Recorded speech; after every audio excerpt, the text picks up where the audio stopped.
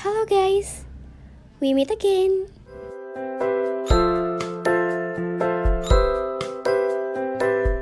How are you guys? I hope when you watch this video, you are well. Hi, I'm Nonia. In this video, I want to explain about fact or myths about health. This video is a midterm exam for public speaking course. First of all, thank you to the beautiful Ma'am Anissa Anidia as a teaching lecturer. Okay, this time a brief discussion was conducted through a Zoom meeting. So, let's see.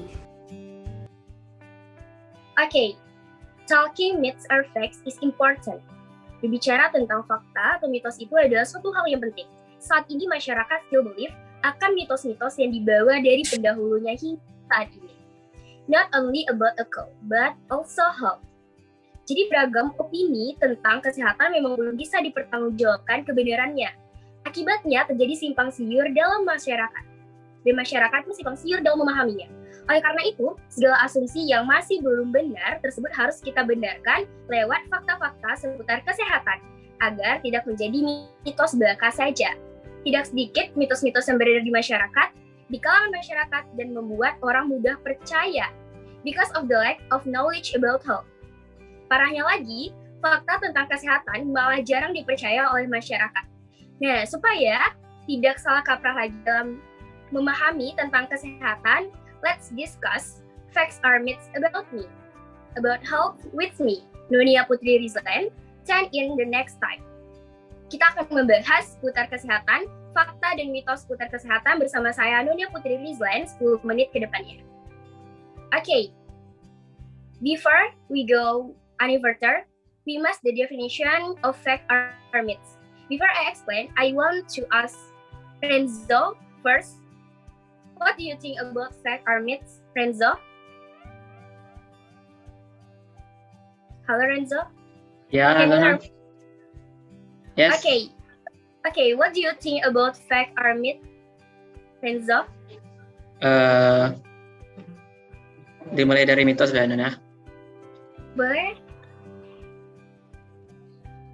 Baik, kalau mitos itu kejadian yang kebenarannya masih diragukan sih, menurut saya.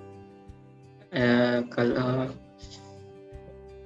fakta itu kejadian atau keadaan yang benar-benar terjadi serta pernah dilihat oleh manusia itu sendiri.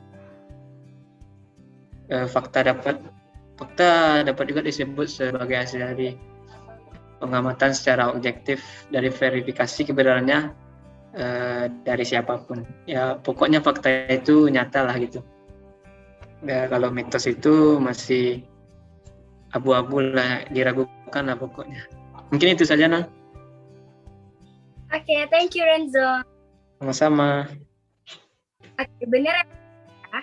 Fact is real. Jadi fakta itu nyata atau pernyataan yang menggambarkan suatu kenyataan secara apa adanya atau benar-benar terjadi. Sedangkan mitos itu not real. Jadi mitos itu belum bisa diuji kebenarannya. Karena dia berasal dari masa lampau yang mengacu pada cerita tradisional. Karena mitos belum bisa diuji kebenarannya, atau kita simpulkan bahwa mitos itu kebalikan dari fakta. Oke, langsung aja nih kita masuk ke pembahasan kita yang pertama. Eating carrot serves your eyesight. Jadi makan wortel itu dapat mempertajam penglihatan. Oke. Wortel termasuk makanan sehat karena mengandung vitamin A yang bermanfaat bagi penglihatan. Namun, teman-teman harus rajin mengkonsumsi wortel untuk dapat merasakan banyak manfaatnya. Artinya, wortel dalam jumlah sedikit tidak akan memberikan dampak yang instan. Tetapi, memakan wortel itu tidak menyembuhkan mata minus ataupun plus. Jadi tidak ada pernyataan yang benar yang mengatakan bahwa kalau makan wortel itu bisa menyembuhkan mata minus atau plus. Itu tidak benar. Kenapa? Karena wortel hanya berfungsi untuk mencegah teman-teman, bukan mengobati. Nah, selain kita makan wortel, untuk menjaga kesehatan mata kita, teman-teman bisa mengkonsumsi makanan yang kaya akan antioksidan dan omega 3. Example, various types of green vegetable, fruits, eggs, and meats. Jadi banyak ya yang bisa menggantikan wortel untuk mempertajam penglihatan kita. So the answer is fact. Jadi itu adalah fakta. Kalau wortel itu bisa mempertajam penglihatan, bukan untuk menyembuhkan mata minus ataupun plus. Oke, kita lanjut ke yang kedua. Eating chocolate causes acne. Makan coklat itu bisa membuat kita jadi jerawat. Pasti nih banyak nih kan sebelumnya teman-teman yang berpikiran seperti itu. Jadi timbulnya jerawat itu dipicu oleh stres, sehingga mengganggu sistem hormon. Lalu dipicu juga dengan pembuatan dari hormonal. Jadi ada perubahan dari hormonal kita, terutama pada masa puberitas dan PMS yang dialami oleh putri remaja. Sehingga kadar minyak yang ada pada kulit itu meningkat. Pemicu lainnya itu mengkonsumsi makanan tinggi lemak dan tinggi gula secara berlebihan. Selain itu, timbulnya jerawat itu dikarenakan kita yang jarang nih cuci muka, terus jarang yang membersihkan mukanya, juga membersihkan muka tidak teratur. Nah itu bisa tuh teman-teman menimbulkan jerawat. Jadi eating chocolate causes acne itu adalah, so the answer is mixed. Itu adalah mitos. Yang ketiga, bathing at the night causes rheumatism. Mandi malam itu menyebabkan rematik. Pernah nggak sih ibu, teman-teman, atau orang tua itu kayak ngelarang jangan mandi malam gitu, nanti rematik? Pasti pernah kan? Nah, karena gini, penyakit rematik itu adalah penyakit yang autoimun yang menyebabkan peradangan sendi.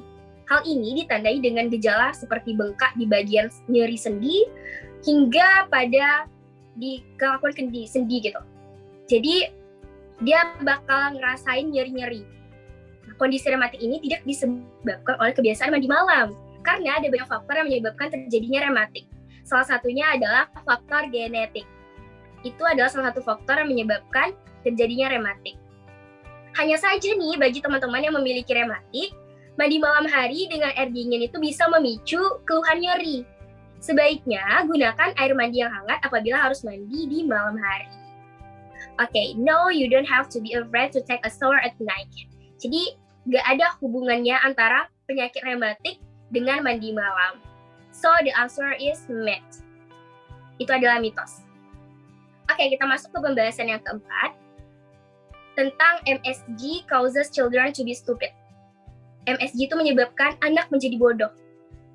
Oke, monosodium glutamat atau dikenal sebagai MSG alias micin, itu merupakan zat yang sering digunakan untuk penguat rasa di dalam makanan.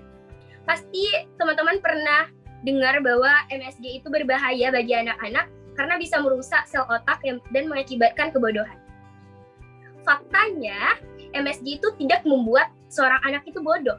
Jadi berdasarkan Food and Drug Administration atau FDA, MSG itu termasuk dalam kategori General Recurrent as Safe, atau dalam arti lain, itu aman untuk dikonsumsi. Saat ini juga belum ada bukti medis bahwa MSG itu menyebabkan anak bodoh. Jadi, MSG itu aman untuk dikonsumsi jika jumlahnya tidak berlebihan. Efek sampingnya yang bisa muncul apabila nih mengkonsumsi MSG itu berlebihan akan terasa mual, terus muntah, hingga sakit kepala. Oke, yang terakhir, yang kelima, dinner for fat. Jadi makan malam itu membuat gemuk. Pasti sering juga nih dengar ini gitu kan. Itu udah pembahasan yang gak asing banget nih didengar di telinga kita. Jadi teman-teman ya, makan malam itu tidak buat gendut. Asalkan sesuai dengan gizi yang seimbang. Terus, makannya minimal 2 jam sebelum tidur. Serta pastikan makanan yang dimakan itu tidak boleh terlalu tinggi kalori dan tinggi lemaknya. Oke, so the answer is myth. Itu adalah mitos.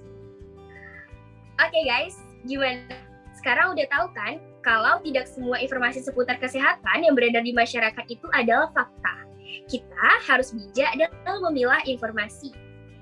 Oke guys, tidak terasa kita sudah berada di akhir perbincangan ini. Semoga penjelasan yang Nonia sampaikan dapat menambah pemahaman teman-teman semua dan teman-teman bisa aplikasikan ilmu barunya di kehidupan sehari-hari. Oke, pergi ke pasar membeli teri, tidak lupa memakai sepatu. Saya Nonia Putri Rizlan pamit undur diri. Wassalamualaikum warahmatullahi wabarakatuh. Waalaikumsalam warahmatullahi wabarakatuh. Waalaikumsalam warahmatullahi wabarakatuh.